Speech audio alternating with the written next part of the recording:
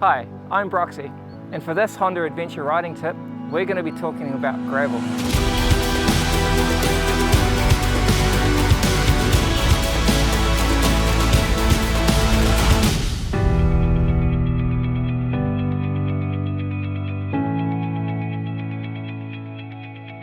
Adventure bikes are designed to be able to go on the road and the dirt, but it's the gravel where they really shine. For those people that are used to the tarmac, having the bike move around underneath you is really unsettling for most people. The thing is, with gravel, you've actually got traction even when you are sliding a little bit. One of the first things is to keep a consistent amount of throttle on. That just keeps a little bit of drive going through the back wheel, and it keeps the front wheel from being loaded up as much. Standing up is a really big advantage. Then you can actually use your foot pegs for control.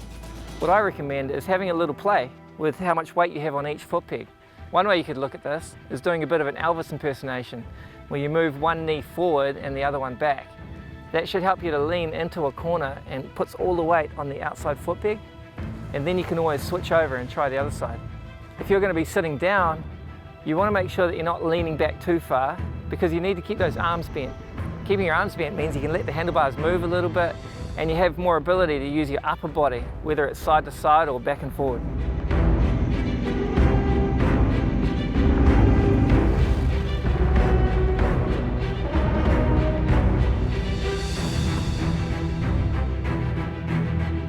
It's really important to practice changing lanes quickly. That might include some emergency braking as well. When you're trying to scrub some speed off quickly on a gravel road, it really pays to straighten up for a moment for the hard braking.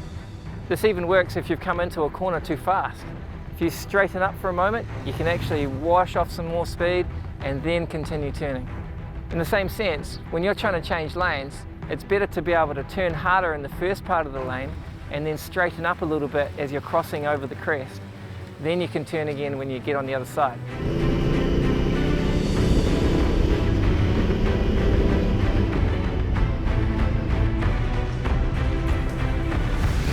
To sum things up, first of all, you have to be really aware of oncoming vehicles.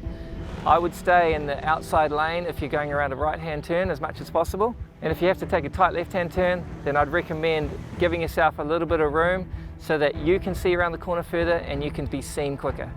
I'd recommend some practice with emergency braking by straightening up for a moment and then letting off the brakes to do your turn.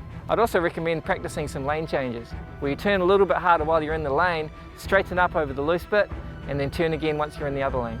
And practice being able to keep a little bit of throttle on through that loose patch to stabilise the bike.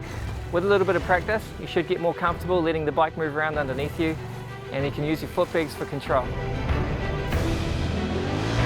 If you've got any video or photos of you and your mates out on some awesome gravel roads, then we'd love to see them. Please send them to this website.